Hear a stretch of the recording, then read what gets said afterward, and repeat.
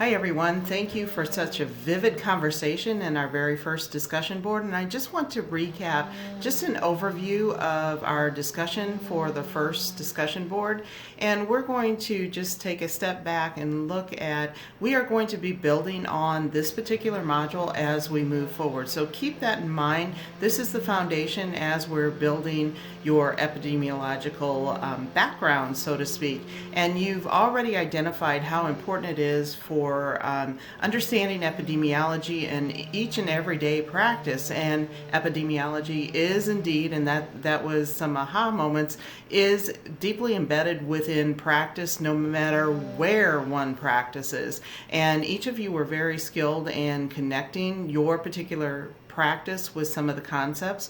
So keep that in mind, because what we are doing, we are actually learning about epidemiology, and we're also building that foundation not only for this course but for the DNP courses to come, and overall to build your practice. That's what the goal is all about. So we're starting out with those descriptive things, you know, the who, what, where, those types of things. So that's kind of where we get the baseline. And very often when we're doing observations or we're doing surveillance systems, we're looking at that descriptive information. And then we look for trends when we start seeing upticks in certain areas. And then usually the next step is looking at the why or the how, and using that analytical epidemiology to get more information so that we can be more focused on what we really need to dive or intervene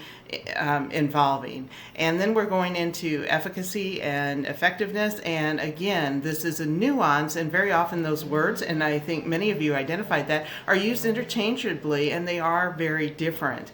And we know that we need to not only know that research and the evidence that we're using is efficacious, we also need to know whether or not it applies to our particular population or our area of practice, or basically, is it feasible to implement a particular program or intervention? So again, this really ties with that evidence-based practice and using your wisdom in your areas of expertise to really determine whether the research is applicable and would be effective in your practice, and whether you have the resources to use those types of things in your practice.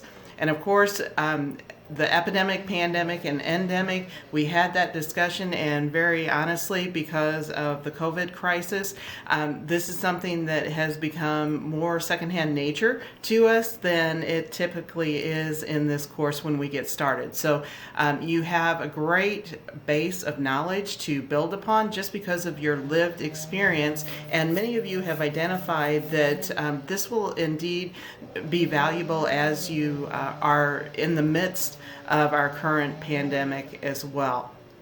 And the other thing is, it's really important to know the history, because that's, as us as adult learners and how we function, we look at our past to figure out how we need to act in the future based on our experiences. However, we need to be innovative, and that's part of the DNP program as well, is learning those innovations and that very critical and analytical thinking, using things like complexity theory to look at a very broad aspect when we're making decisions, not only what has happened in the past, but how we can make things better in the future. So all of this really ticks and ties with not only the here and now, but as we're moving forward in your DNP practice. So we also went into the epidemiology triangles, and we looked at the circle of infections, and you were very astute in identifying how important it is to disrupt things, to impact whether or not those infections occur, whether those diseases occur, and tying in with that is, where do you make that impact? And that ties into the primary, secondary, and tertiary prevention. So we're looking at primary, just preventing things from happening, which is really the trend that we're going in healthcare, or a stronger trend in healthcare. Secondary, those early identifications, those screenings, and tertiary, mitigating the effects of long-term disease or impact.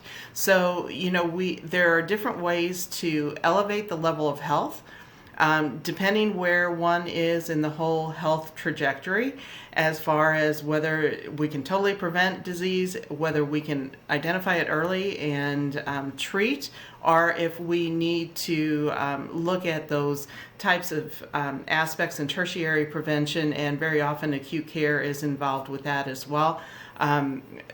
Looking at ways to diminish some of the effects of those chronic conditions, and doing innovative work to connect folks with what's needed to elevate outcomes. So that's kind of an overview. You did a great job in engaging everything. I did some feedback as far as some of the APA, and just remember to always have your 7th edition handy with you when you're doing your APA formatting. And if you have any questions or concerns, please let me know. I'm looking forward to our next discussion. Take care now.